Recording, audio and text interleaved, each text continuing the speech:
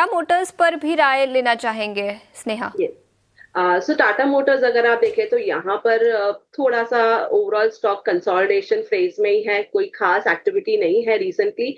But एक चीज है करके कि अगर आप इसका वीकली चार्ट देखें तो डिसेंट ही है, एक सपोर्ट ले रहा है काउंटर अराउंड 640 के आसपास।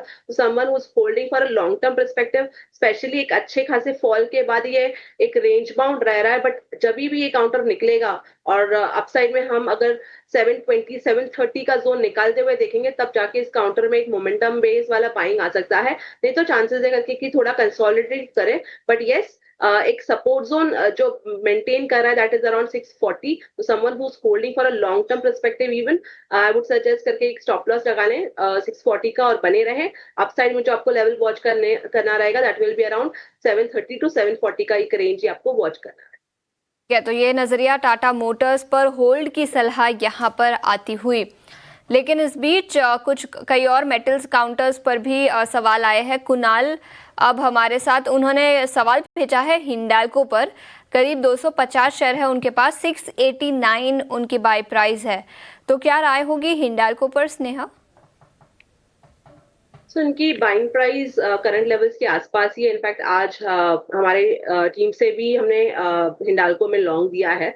तो ओवरऑल जो चार्ट स्ट्रक्चर है वो डिसेंट ही है। एक higher top higher bottom structure बन रहा है काउंटर में।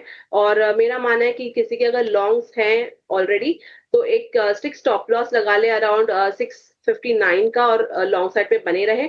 अपसाइड में यहाँ पर मुझे लगता है कि एक टारगेट आ सकता है अराउंड 700 का लेवल्स वेरी मच पॉसिबल है इस काउंटर में। अगर 707 नॉट 5 ये लेवल्स निकाल देता है ये काउंटर तो यहाँ से काफी अच्छी बाइंग आ सकती है जिसके कारण ये स्टॉक मे बी 750 से 760 के भी जोन दिखा दे। तो ओवरऑल रिस्क रिवॉर्ड के परस्पेक्टिव से काफी अच्छा है और एक अच्छा सपोर्ट भी बन रहा है। तो आई वुड सजेस्ट कि होल्ड करें। 670 के लेवल्स के आसपास हिंडाल्को पर आती हुई और रिस्क रिवॉर्ड काफ़ी फेवरेबल है, ये व्यू स्नेहा सेठ से आता हुआ। और राइट, रेलिगेयर ब्रोकिंग से अजीत मिश्रा मेरे साथ जुड़े हुए हैं। अजीत हाय मॉर्निंग, स्वागत है आपका। और बाजार एक बार फिर से कंसोलिडेशन के जोन में है अजीत, अब ऐसे में आपकी बाजार पे राय और पिक्स बताइएगा।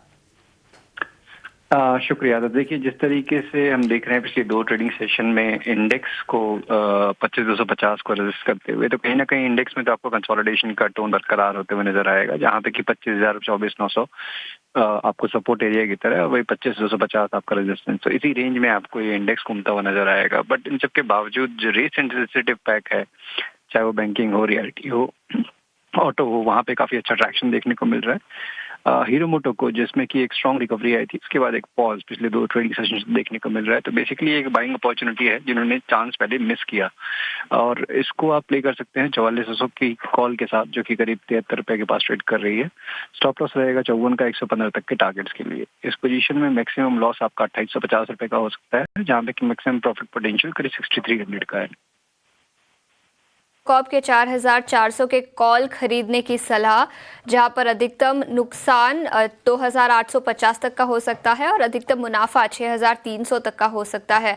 बहुत बहुत शुक्रिया समय निकालकर हमारे साथ जुड़ने के लिए। लेकिन इसी के साथ सेबी का रिस्क डिस्क्लोजर भी हम आपके सामने लेकर आना चाहेंगे। 90% लोगों को फ्यूचर्स एंड ऑप्शंस में नुकसान होता है, तो अपने फाइनेंशियल एडवाइजर को कंसल्ट करके फिर ही FNO में ट्रेड करें।